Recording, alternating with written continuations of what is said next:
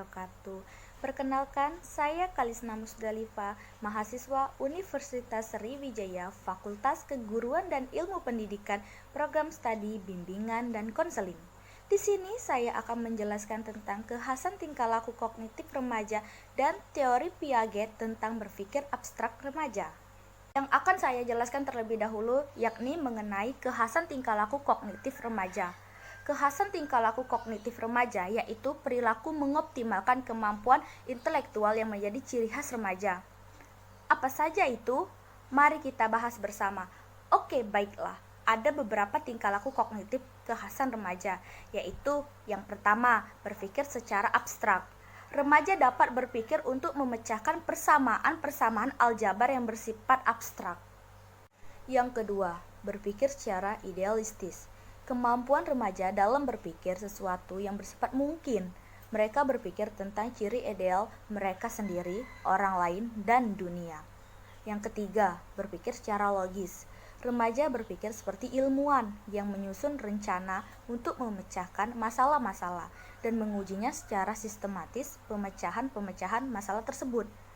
Dan yang terakhir, remaja mengalami peningkatan pengambilan keputusan. Oke, selanjutnya saya akan menjelaskan teori Piaget tentang berpikir abstrak remaja.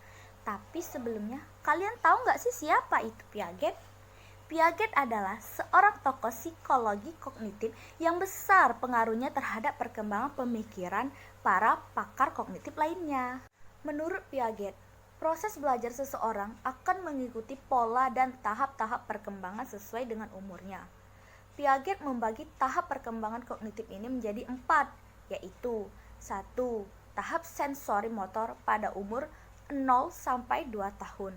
2. Tahap preoperasional pada umur 2 sampai 7 tahun. 3. Tahap operasional konkret pada umur 8 sampai 12 tahun. 4. Tahap operasional formal pada umur 12 sampai 18 tahun. Nah, pada tahap operasional formal inilah Piaget mengemukakan bahwa anak sudah mampu berpikir abstrak dan logis dengan menggunakan pola pikir kemungkinan.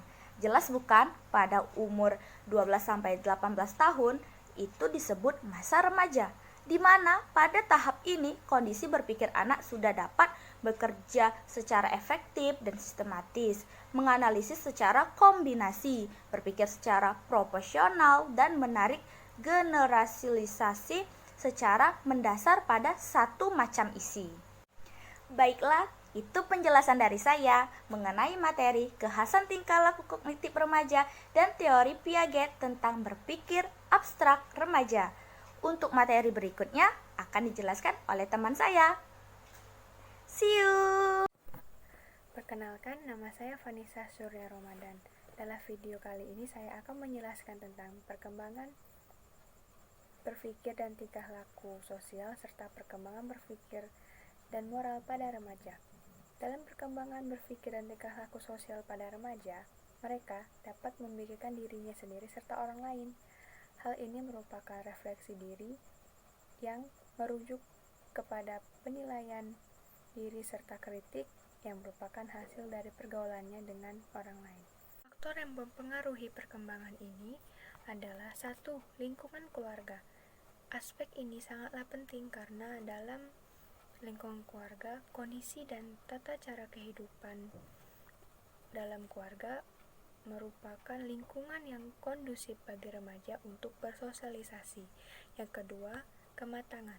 Kematangan di sini lebih merujuk kepada kematangan psikis dan fisik remaja yang membantu remaja untuk mempertimbangkan proses sosialisasi seperti memberi dan menerima nasihat dari orang lain. Yang ketiga, pendidikan. Lingkungan pendidikan merupakan lingkungan sosialisasi remaja yang tertata dan terarah, serta pendidikan juga dapat memberikan gambaran kehidupan di masa yang akan datang. Dan terakhir adalah kapasitas mental, di mana hal ini meliputi tentang emosi dan intelijensi remaja. Kemampuan intelijensi remaja mempengaruhi banyak hal seperti kemampuan belajar, memecahkan masalah, dan penggunaan bahasa dalam berkomunikasi. Emosi di sini juga mempengaruhi perkembangan tingkah laku sosial karena remaja seringkali memiliki emosi yang labil sehingga perlu pembelajaran yang lebih untuk mengontrol emosi tersebut agar bertingkah laku sosial yang baik. Selanjutnya adalah perkembangan berpikir dan moral pada remaja. Moral adalah ajaran baik dan buruk suatu perbuatan. Dengan demikian, moral yang melandasi dan mengendalikan tingkah laku dan perilaku seseorang. Dalam perkembangannya, perkembangan moral pada remaja mempunyai ciri-ciri. Ciri-ciri ini sangatlah pesat karena sesuai dengan perkembangan tingkah laku mereka. Yang satu, peningkatan pola berpikir yang berkaitan dengan peningkatan kemampuan bertingkah laku dengan baik. Yang kedua, remaja dapat memahami benar maupun salah yang berasal dari pertimbangan diri mereka sendiri dan pertimbangan yang berasal dari kebijakan. Yang ketiga, remaja dapat memahami bahwa setiap peraturan yang dibuat merupakan hasil dari persetujuan orang banyak. Yang keempat, remaja telah memahami peraturan moral agama dan sosial berdasarkan sudut pandang yang telah mereka pahami. Baiklah, pada materi ini saya akan menjelaskan tentang perkembangan kognitif dan perkembangan kepribadian. Perkembangan kognitif dibagi menjadi 3, yaitu 1. Pemikiran operasional formal, yaitu pemikiran lebih abstrak dari pemikiran seorang anak telah mengalami kemajuan. Remaja tidak lagi terbatas pada pengalaman konkret aktual sebagai dasar pemikiran. Yang kedua yaitu kognisi sosial, berupa egosentrisme, yang dapat dikelompokkan menjadi penonton khayalan dan dongeng pribadi. Yang ketiga, pengambilan keputusan, yaitu remaja dihadapkan pada situasi di mana dia bukan menjadi seorang anak lagi, melainkan seorang anak yang mulai beranjak ke dewasa. Dan terdapat hasrat yang tinggi dalam mengambil keputusan karena ingin lepas dari bayang-bayang orang tua. Yang kedua yaitu perkembangan kepribadian. Perkembangan kepribadian yaitu kecenderungan remaja melakukan originalitas dan berdiri sendiri. Originalitas itu berusaha untuk membedakan dirinya dari kategori anak-anak dan dewasa. Sedangkan berdiri sendiri yaitu berusaha sendiri tanpa bantuan orang tua dan ingin dianggap semandiri. Assalamualaikum warahmatullahi wabarakatuh. Nama saya Muhammad Adib Ahnab dari Bimbingan dan Konseling.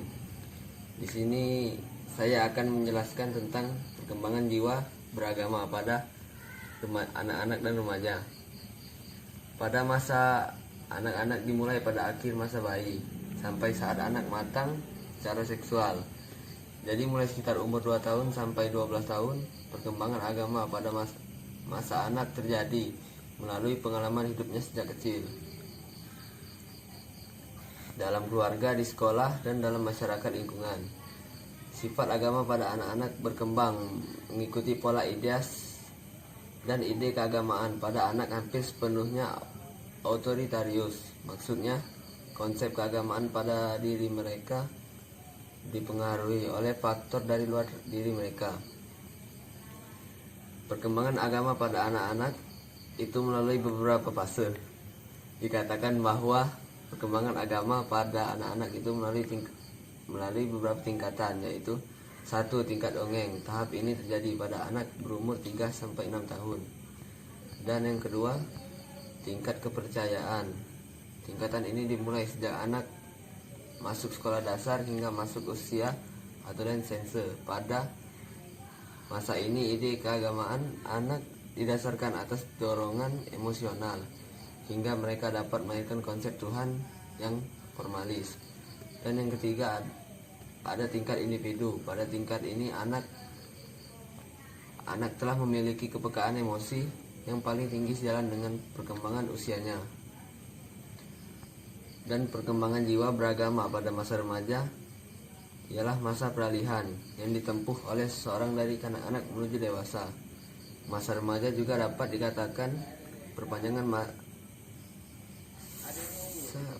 Perkembangan jiwa, keagamaan para remaja dipengaruhi oleh perkembangan aspek psikis dan fisiknya. Jadi sikap keagamaan di usia remaja belum stabil, kadang-kadang taat dan kadang lalai. Sekian dari saya, Feb Celsius. Wassalamualaikum warahmatullahi wabarakatuh.